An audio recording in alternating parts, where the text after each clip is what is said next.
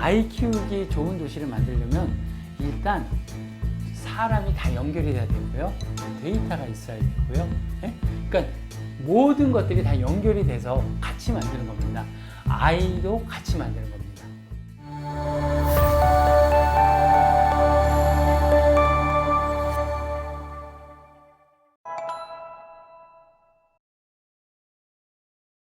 안녕하세요.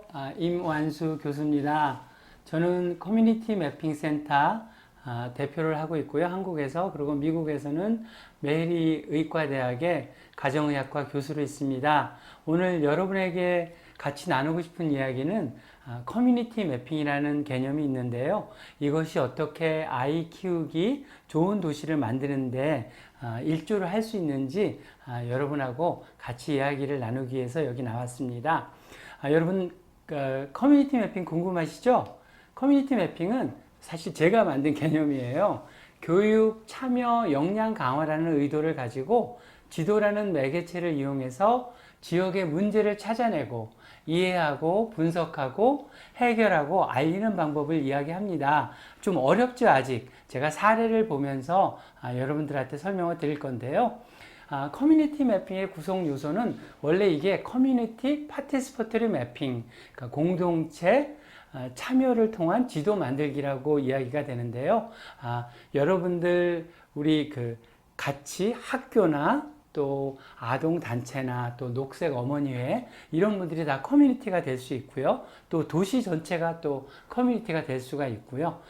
참여를 통한 소통, 또 지도는 지도를 만드는 다양한 방법, 기술을 이야기합니다. 그런데 이 커뮤니티 매핑에서 가장 중요한 부분의 하나가 저 맨 끝에 ING, 만들기입니다. 이 만드는 과정에서 참여하는 시민들, 또 참여자들이 그 분야의 관심 분야에 교육을 받고 또 참여를 하고 또 역량 강화가 일어나는 부분을 이야기합니다. 커뮤니티 매핑 기대 효과 그러면 이 지리 정보가 공공적인 부분에서 그 효율과 효과와 형평성을 높여주는 부분이 있고요. 또 그 과정에서 제가 얘기했다시피 그 교육과 참여와 또 역량 강화가 일어나는 그런 부분에 기대 효과들이 있습니다. 여러분 혹시 뉴욕에 가보신 분들 계세요? 뉴욕에 가면 가장 힘든 것 중에 하나가 화장실을 찾는 거예요. 근데 제가 2005년에 저희 딸들이랑 뉴욕에 갔다가 그때 크리스마스 때 화장실 찾느라고 너무 고생을 했어요. 그래서 화장실을 찾느라고 정말 고생을 하고 지하철을 타고 화장실 많은 곳으로 갔다가 다시 오면서 이렇게 화장실 분명히 많을 텐데 이거를 같이 공유하고 같이 이런 정보를 나누면 얼마나 좋을까. 그래서 2005년에 뉴욕 화장실 지도를 만든 사람이 접니다. 네, 그래서 제가 화장실 가이라고 그때부터 별명이 생겼죠. 근데 여러분 이 지도를 보면 알겠지만요. 지도에 저희 구글 지도가 나왔잖아요. 저 때 제가 화장실 지도를 만들 수 있는 이유가 구글에서 지도 서비스를 2005년에 시작을 했어요. 근데 이런 지도 서비스가 없었으면 제가 일일이 지도 만들고 서버 따로 두고 굉장히 비용도 많이 들고 가능하지 않은 일이었는데 구글 서비스가 있고 또 클라우드가 있고 여러 가지 정보 기술이 굉장히 쉽게 쓸 수 있는 그런 조건이 돼 있었습니다. 그래서 제가 이제 그 일로 다양하게 이런 집단 지성을 이용한 지도 만들기 프로젝트를 하다가요. 2012년에 제가 살고 있는 뉴저지 뉴욕에 허리케인 샌디라고 300년 만에 오는 그 허리케인이 온 거예요. 그래서 난리가 났었죠.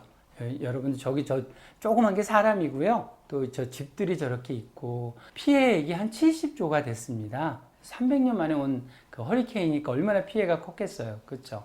근데 그때 이제 문제가 전기가 나가고 나무가 쓰러지고 그러면서 10월 말이었는데 가스가 배달이 안 된 거예요. 주유소에서 가스도 배달이 안 되고 그리고 전기가 나가니까 펌프도 안 되잖아요.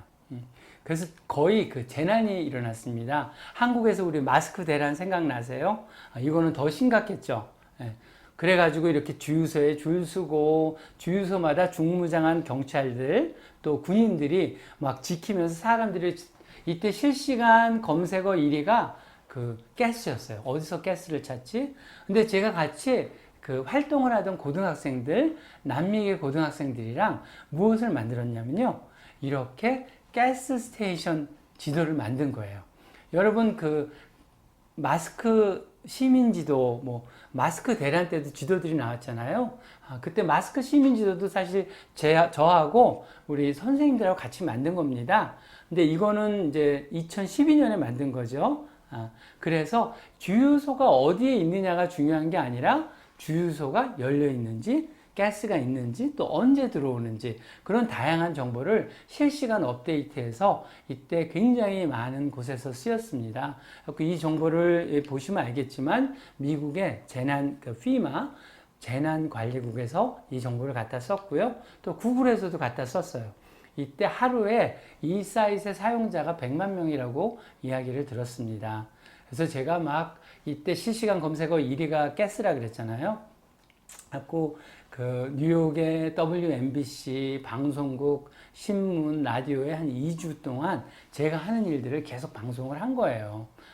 그래서 이 일로 그 신문에 나면서 그 미국 에너지국, 백악관, 또 뉴욕 시, 또 국방부 여러 곳에서 저희가 하는 데이터를 갖다 쓰기도 하고요. 또 그분들이 저희가 하는 일을 돕기도 했습니다. 그래서 이 일 때문에 2012년 말에 한국에서 커뮤니티 매핑이 좀 알려지게 된 계기예요. 그리고 이제 제가 이제 그때부터 한국에서 활동을 좀 하기 시작을 했는데요. 이거는 성북구에 숭덕 초등학교 유해시설 및 교통안전지도 초등학교 2학년 학생들, 4학년 학생들하고 또 부모하고 같이 학교 근처에 유해시설과 교통안전지도를 매핑을 한 겁니다. 스마트폰을 가지고 각자 이런 그 데이터를 올려본 거죠. 근데 이 데이터를 올리는데 2시간 걸렸어요. 왜요? 많은 사람들이 동네를 같이 다니면서 찍으니까 2시간 만에 된 거죠. 그래서 이제 내용을 보면요. 여기 뭐 철판으로 만든 신호등 매너리 위로 돌출되어 아이들이 길에 걸려 넘어질 수도 있어요. 이렇게 나오고요. 또 모치 박힌 건축자재 방치. 또 이거 한번 보세요. 돈을 깡패에게 뺏긴 길. 다른 친구들이 깡패에게 돈을 뺏기지 않았으면 좋겠다.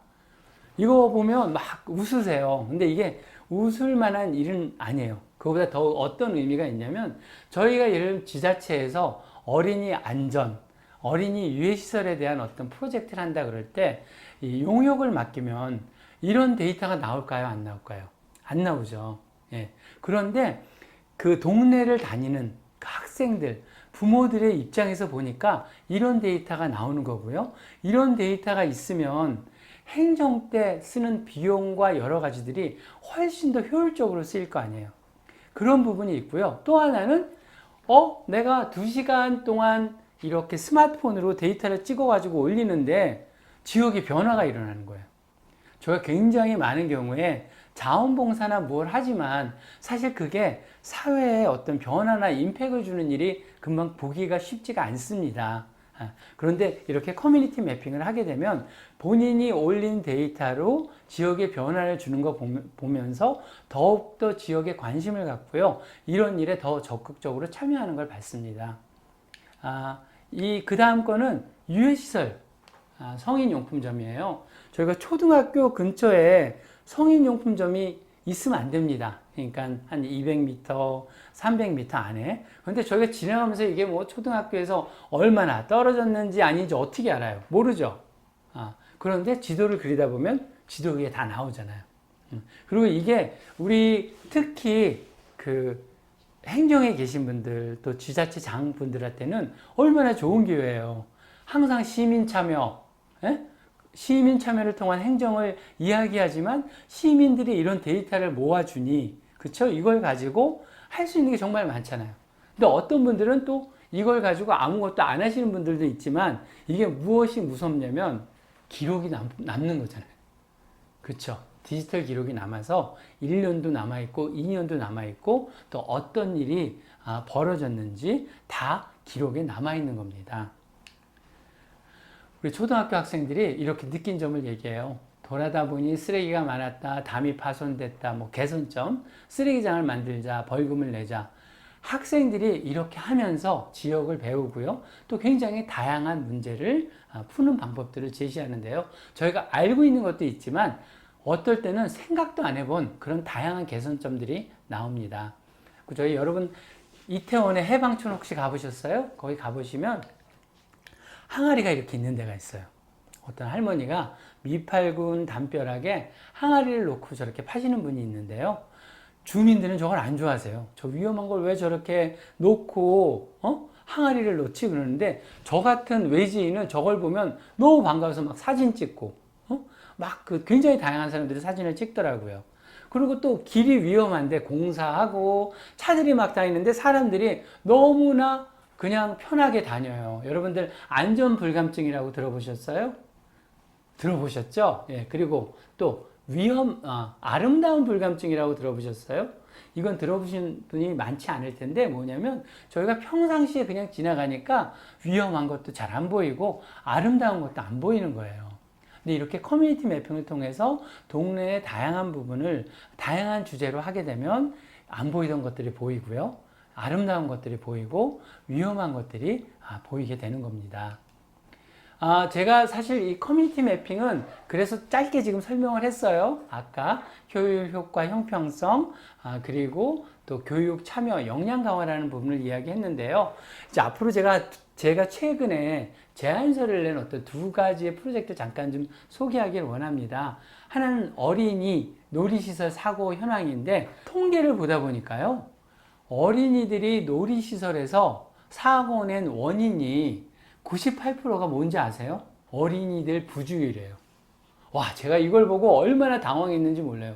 애들이 당연히 부주의하죠. 애들이 뛰어놀라고 하는 곳이 어린이 놀이시설인데 이거를 이 시설 담당자들은 어린이 부주의가 사고의 98%가 사고의 원인이라고 이렇게 쓴 거예요. 그래가지고 제가 어떤 거를 봤냐면 양천구에 경인 어린이공원을 제가 우연히 가다가 스토리를 들었어요. 공원에 술 취한 분이 많고 어둡고 막 굉장히 학생들도 없고 술 취한 분만 저녁에 내내 있어서 쓰지 못하는 곳이라고 합니다. 근데 우연히 이곳 앞에 GS25가 들어온 거예요. 이게 도시계획으로 들어온 게 아니라 GS25 때문에 들어온 거죠. 그러니까 그 지역이 밝아지고 그러면서 사람들이 보면서 사람들이 더 관심을 가진 거예요. 그래가지고 이제 뭐 경찰한테 더 자주 순찰하라 그러고 또 공원 취객한테 술을 팔지 말라 그러고요. 또 교회와 주민단체가 공원을 더 이용하면서 이 공원이 완전히 바뀌는 걸 봤습니다. 관에서 주도한 것도 아닌데 이렇게 바뀌는 거예요. 근데 저는 이걸 어떻게 보냐면 리빙 랩이라고 혹시 들어보신 분들이 있으신지 잘 모르겠는데 리빙 랩이 뭐냐면요. 지역의 다양한 문제를 풀기 위해서 주민들이 이것저것 해보는 거예요. 뭐 기술을 가지고 할 수도 있고 종이를 가지고 할 수도 있고 근데 이렇게 굉장히 다양한 부분들이 생각보다 주민들 주도로 해결되는 방법들이 많습니다. 물론 제가 모든 어린이공원에 GS25를 넣을 수는 없지만요. 이걸 하나의 사례로 얘기를 한 거죠. 그래서 이제 저희는 어떤 거를 제가 제안을 했냐면 어린이들과 부모님들이 놀이터에서 그들이 보는 관점으로 위험 요소를 매핑을 하면 너무 재밌겠다. 그렇죠? 그리고 또 공원에 가는 길도 같이 보면서 그거를 매핑하면 너무 좋겠다는 생각을 해봤습니다. 근데 그러면 데이터가 쌓이잖아요. 그리고 어떤 위험 요소도 나올 수 있고요. 또 그 데이터를 가지고 저희가 워크샵을 하면서 다양한 그런 위험 요소들을 없애는 아이디어를 한번 내보고 실행해 보는 게 어떨까 하고 한번 그런 제안을 좀 해봤습니다. 그러니까 완전히 사용자 입장에서 어린이 또 보호자 또 부모님들 입장에서 본 그런 해결 방법들을 한번 제안을 해본 거죠. 그 또 하나는 제가 아동 급식 카드 우연히 본 건데요. 한국의 아동 급식 카드는 이제 취약계층 아동들이 쓰는 건데 이 급식 카드를 쓰는 곳이 많지가 않대요. 왜냐하면 이 가맹점의 어떤 크레딧 카드 같은 것들이 시스템이 좀 다르답니다. 근데 이게 편의점에는 비슷한 시스템으로 돼가지고 편의점에서만 가맹점을 많이 한대요. 그 아이들이 맨날 거기 가서 있던 간단한 편의 그 점에 있는 음식들만 사 먹고 그러는데 경기도에도 이런 가맹점들이 있고요. 서울시에도 있는데 이 가맹점이 많지가 않은 거예요. 아이들이 쓸 수 있는 비용이 뭐 6,000원, 뭐 5,000원, 뭐 7,000원 정도 되니까요. 그래서 이제 경기도에도 있는데 서울시에서도 이런 정보가 있는데 저희가 어떤 아이디어를 냈냐면 아동 급식 카드를 가지고 학생들이 쓸 수 있는 것들을 같이 매핑해보면 어떨까 하는 생각을 했습니다. 그러니까 이런 가격대, 얼마나 친화적인지, 메뉴는 어떤지, 아이들이 그 피드백을 올린 댓글 같은 거를 보면 아이들이 갈 수 있는 곳을 찾을 수가 있잖아요.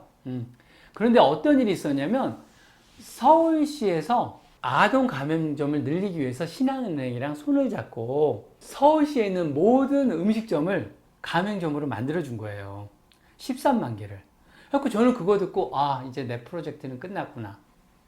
13만 개가 다 가맹점이 되니 뭐 얼마나 좋은 일이에요. 그러다가 제가 우연히 앱을 다운로드 받아서 봤습니다. 이렇게 봤어요. 서울시 꿈나무 카드 가맹점 조회 앱. 근데 여러분 13만 개의 음식점이 다 이렇게 앱에 있으면 다 있는 거예요. 근데 생각해 보니까 젊은 친구들이 가는 술집 다 있어요. 그리고 아이들은 6,000원 밖에 쓸 수 없는데 뭐 한 끼 먹을 때 15,000원, 2만원 고급 음식점도 여기 다 있는 거예요. 그러니까 생각해 보니까 없으니만 못한 앱이 나온 겁니다. 이게 완전히 누가 사용을 하고 왜 사용을 한지를 물론 좋은 의도에서 만들었겠지만 그거를 생각 못 해본 거죠. 그래서 이런 것들을 커뮤니티 매핑을 하면 얼마나 좋을까 하는 생각을 했습니다. 그리고 제가 일단 짧게 얘기를 했는데요. 커뮤니티 매핑은 많은 분들이 그냥 지도 위에 점을 찍는 것을 생각하시는 분들이 있는데 단순히 지도만을 만드는 것이 아니라 지역의 지도를 같이 만들고요. 이용해서 커뮤니티 간의 대화를 가능하게 하고요. 사람과 사람, 커뮤니티와 커뮤니티, 지역사회와 지역사회를 연결해주는 역할을 합니다. 근데 이제 아이 키우기 좋은 도시, 누가 아이 키우기 좋은 도시를 만드는가? 여러분 어떻게 생각하세요? 우리 아까 아이는 온 마을이 함께 키운다고 얘기했잖아요. 근데 아이 키우기 좋은 도시를 만들려면 일단 사람이 다 연결이 돼야 되고요. 또 데이터가 있어야 되고요.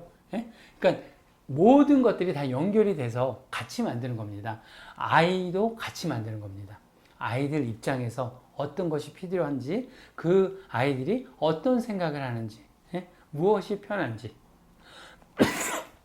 그래서 저는 아이 키우기 좋은 도시는요, 저희가 그냥 단순히 아이만 생각하는 것이 아니라 아이, 청년, 학생, 어르신, 교통, 그쵸? 또 뭐 이런 가맹점, 이 모든 것들이 같이, 그러니까 협치라는 말이 좀 이상하지만 같이 협업을 해서요, 아이들이 편하게 뛰어놀고, 편하게 먹고, 편하게 쉬고, 그러는 곳이 그 아이 키우기 좋은 도시가 아닌가 합니다. 감사합니다.